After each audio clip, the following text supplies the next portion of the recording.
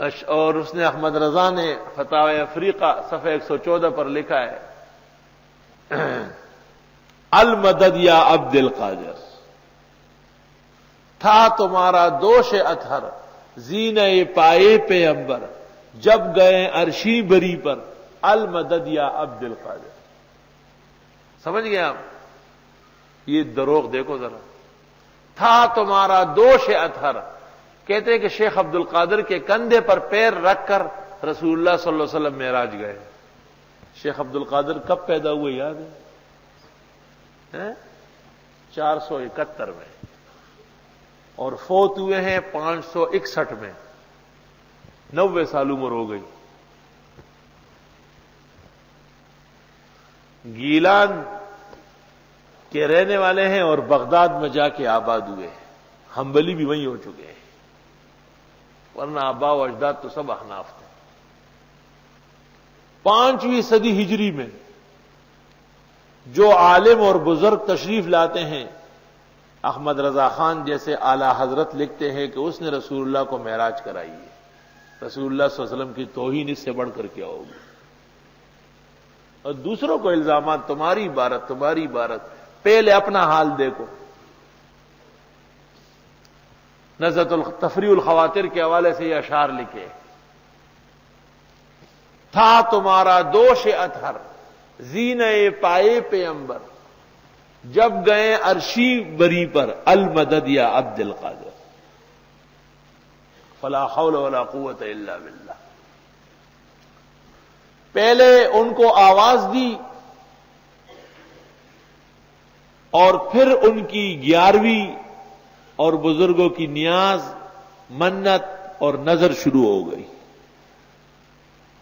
یاد رکھنا، اسلام کے کسی دور میں بھی بزرگان دین کی نیاز، نظر، منت، منختہ ہرگز نہیں ہے، اس لیے کہ اسلام کے کسی دور میں بھی ولی تو چھوڑو، کسی نبی کو بھی بعد الوفات نہیں پکارا گیا ہے، دور سے آواز نہیں دی گئی۔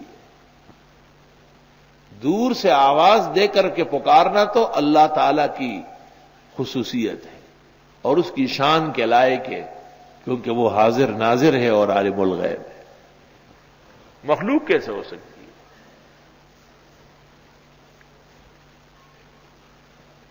جس شخص نے بھی کسی مخلوق کے بارے میں یہ تصور کیا کہ یہ میری مدد کر سکتی ہے، اس کی 2 حالتیں ہوگی۔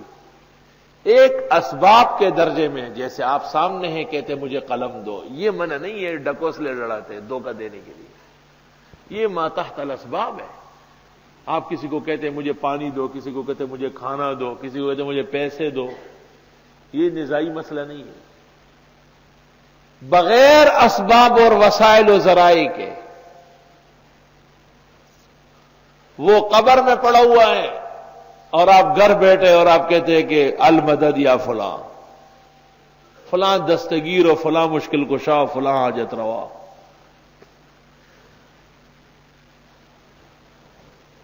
بغیر سبب اور وسیلے اور ذریعے کے ما فوق الاسباب